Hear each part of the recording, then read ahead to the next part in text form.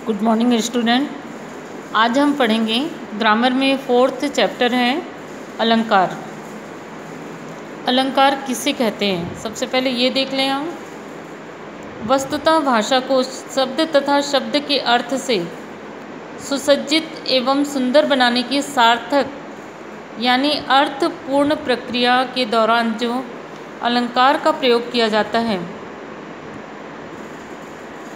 अलंकार काव्य भाषा के लिए महत्वपूर्ण होते हैं और ये भाव की अभिव्यक्ति को अधिक प्रभावी बनाते हैं। तो अलंकार जो है दो शब्दों से मिलकर बना है। अलंकार दो शब्दों अलम तथा कार से बना हुआ है। इसका अर्थ है अलंकृत करना अर्थात सजाना। तो यहाँ पे प्रसिद्ध संस्कृत आचार्य जो हैं वामन ने अपनी रचना अलंकार शास्त्र में अलंकार को परिभाषित करते हुए लिखा है, अलंकृत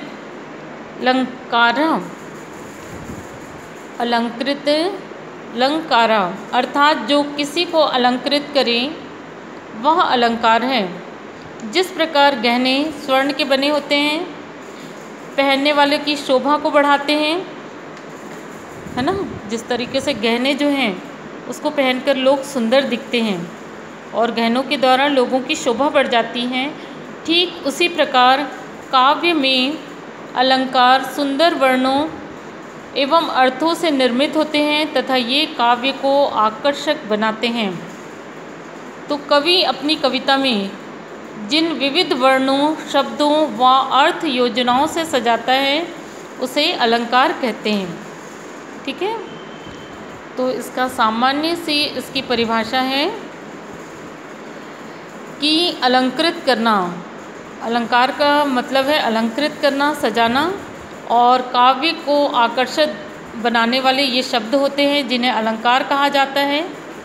अब है अलंकार के मुख्यतः 3 भेद होते हैं। सबसे पहला भेद है शब्दालंकार। शब्दालंकार में जैसे कि नाम से ही पता चल रहा है, शब्दालंकार यानी शब्दों के द्वारा शब्द निर्माण की प्रक्रिया में ध्वनि तथा अर्थ का महत्वपूर्ण समन्वय होता है इसमें। ठीक है, ध्वनि के आधार पर काव्य में उत्पन्न विशिष्टता अथवा साज सज्जा शब्दालंकार की सृष्टि करते हैं। इस अलंकार में वर्ण या शब्दों की लयात्मकता अथवा संगीतात्मकता उपस्थित होती है, लय में होता है और संगीत की उपस्थिति रहती है। जिस रचना में शब्दों के कारण सौंदर्य उत्पन्न होता है, इस लाइन को बिल्कुल ध्यान रखेंगे, जिस रचना में शब्दों के कारण सौंदर्य उत्पन्न होता है वहाँ शब्दालंकार होता है। ठीक है, तो शब्दों के कारण सौंदर्य का उत्पन्न होना, इसको अंडरलाइन कर लेंगे और इसे अपनी कॉपी में भी आप लोग लिख लेंगे। शब्दालंकार वर्णगत, शब्दगत तथा वाक्यगत होते हैं। ठीक है, अनुप्रास, यमक, श्लेष इत्यादि प्रमुख शब्दालंकार हैं। शब्दालंकार में अनुप्रास, यमक, श्लेष इत्यादि प्रमुख शब्दालंकार हैं। अब है सेकंड नंबर है अर्थालंकार। ऐसे शब्द जो वाक्य में प्रयुक्त होकर उसके अर्थ को चमत्कृत या अलंकृत करते हैं वे अर्थालंकार कहते हैं। ठीक है, ऐसे शब्द जो वाक्य में प्रयुक्त होकर उसके अर्थ को अलंकृत कर देते हैं वे अर्थालंकार कहलाते हैं। अब अर्थालंकार की एक विशेषता यह भी है कि यदि वाक्य से किसी शब्द को हटाकर उसकी जगह उसके पर्यायवाची शब्द को रखा जाए तब भी अलंकार की प्रवृत्ति में कोई अंतर नहीं आता है। वस्तुतः अर्थालंकार की निर्भरता शब्द पर ना होकर उसके अर्थ पर होती है। देखिए यहाँ पे ध्यान देने योग्य बात है, अर्थालंकार में अर्थ का महत्व है है ना, शब्द पर नहीं रहता निर्भरता, यानी निर्भर नहीं रहता, ये शब्द पर ना निर्भर होकर अर्थ पर होती हैं। और इसकी प्रमुख जो हैं इसके अंतर्गत आने वाले शब्द हैं वे हैं जो अलंकार आते, उपमा अलंकार, रूपक अलंकार, उत्प्रेक्षा, अतिशयोक्ति और मानवीकरण इत्यादि प्रमुख जो हैं अर्था अलंकार हैं। ठीक है, कौन कौन से हैं? उपमा, रूपक, उत्प्रेक्षा, अतिशयोक्ति, मानवीकरण इत्यादि। तो ये 2 अलंकार हुए। तीसरा अलंकार है उभयालंकार या उभय अलंकार। इसमें है शब्द तथा अर्थ दोनों पर समान रूप से आश्रित रहने वाले अलंकार को उभयालंकार कहते हैं। इसमें शब्द और अर्थ दोनों पे समान रूप से आश्रित होता है। जहाँ काव्य में शब्दालंकार और अर्थालंकार दोनों की विशेषताएं पाई जाती हैं वहाँ पर उभयालंकार होता है। कभी कभी एक ही उक्ति में, उक्ति अर्थात जो भी कथन है उसमें शब्दालंकार और अर्थालंकार का प्रयोग दिखाई पड़ता है। वस्तुतः जहाँ काव्य में शब्द और अर्थ दोनों से चमत्कार उत्पन्न करने की प्रवृत्ति सामने आती है उसे उभयालंकार कहते हैं। और श्लेष जो है, श्लेष अलंकार जो है वास्तव में उभयालंकार का ही उदाहरण है। ठीक है, तो इसमें दोनों अलंकार जो हैं उनकी उपस्थिति रहती है, शब्दालंकार और अर्था अलंकार की। अब है शब्दालंकार। शब्दालंकार जो है इसके अंतर्गत अनुप्रास, यमक, श्लेष अलंकार आ रहे हैं। अब जो है अनुप्रास अलंकार ये बहुत सिंपल सा है, बहुत आसान सा है। अनुप्रास का विच्छेद करने से क्या होता है? अनु प्लस प्र प्लस आस प्राप्त होता है। अनु का अर्थ है वर्णीय रस के अनुकूल, प्र का अर्थ है निकटता और तथा आस का अर्थ है बार बार रखा जाना। तो यहाँ पे है इसके सामान्य सी परिभाषा है इस प्रकार, जहाँ पर एक ही वर्ण की बार बार आवृत्ति होती है वहाँ जो है अनुप्रास अलंकार होता है।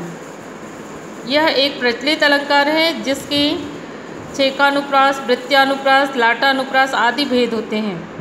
ठीक है, उदाहरण अर्थात एक ही वर्ण की बार बार आवृत्ति जहाँ होती है वहाँ पे अनुप्रास अलंकार होता है। अब है फर्स्ट क्वेश्चन है बंदो गुरुपद पदुम परागा। यहाँ पे देखो प प प इस वर्ण की आवृत्ति हो रही है, इसलिए यहाँ पे क्या है? ये अनुप्रास अलंकार। सेकंड है सुरुचि सुवासा सरस अनुरागा।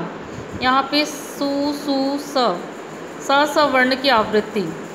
ठीक है, तो इसलिए यहाँ पे अनुप्रास अलंकार है। इसके और भी उदाहरण है यहाँ पे, है ना, जैसे और उदाहरण है निरपक होई कि हरि भजे सोई संत सुजान। इसमें है सोई संत सुजान। ठीक है, सुषुम सेतु पे खड़ी थी बीत गया दिना, यहाँ पे सुषुम सेतु में है। उसके बाद जो खग हो तो बरसों करो मिली कालिंदी कूल कदम्ब की डारन। यहाँ पे है क तो यहाँ पे अनुप्रास अलंकार है। ठीक है, ये बहुत इजी सा है अनुप्रास अलंकार। सेकंड है यमक अलंकार। अब ये है यमक अलंकार में क्या बताया जा रहा है? यमक एक शब्दालंकार है। यमक का अर्थ है युग्म। यमक का अर्थ होता है युग्म। युग्म अर्थात जोड़ा। इसमें भिन्न अर्थ के साथ किसी वर्ण अथवा शब्द की आवृत्ति होती है, अर्थात जहाँ पर एक ही शब्द की एक से अधिक बार आवृत्ति होती है और हर बार उसका अर्थ भी अलग होता है, वहाँ पे यमक अलंकार होता है। यमक अलंकार का सामान्य सा है, यमक का अर्थ होता है युग्म अर्थात जोड़ा, और एक ही शब्द की वर्ण की शब्द की आवृत्ति जहाँ एक से अधिक बार होती है और दोनों बार उसका अर्थ अलग होता है, वहाँ पे यमक अलंकार होता है। अब है इसमें यमक अलंकार के उदाहरण जैसे देखिए आप लोग, केवल सार्थक वर्णों की आवृत्ति को बोला गया है। निरर्थक वर्णों शब्दों की आवृत्ति, निरर्थक और सार्थक दोनों प्रकार के वर्णों की आवृत्ति इसको बताया गया है। इसमें है फर्स्ट है सूचि वर्ग के कर कुलीन लख कर। इसमें कर कर शब्द की आवृत्ति हो रही है। तो इस पंक्ति में कर की आवृत्ति 2 बार हुई है। कर का अर्थ है हाथ, पहले कर का, और दूसरे कर का प्रयोग जो है सहायक क्रिया के रूप में हुआ है, इसलिए यहाँ पे यमक अलंकार है। सेकंड है कनक कनकती 100 गुनी मादकता अधिकाय। वहाँ खाए बौराए जग या पाए बौराए। इस काव्यांश में अर्थात इस कविता में कनक शब्द की आवृत्ति जो है वो 2 बार हुई है। पहले कनक का अर्थ है धतूरे से लिया गया है और दूसरे कनक का अर्थ क्या है, सोने से लिया गया है, इसलिए यहाँ पे भी क्या है, यमक अलंकार। कनक यानी धतूरा, धतूरा जिसे खाया जाएगा तो वो भी मादक है, उसे भी खा के मनुष्य जो है पागल हो जाता है।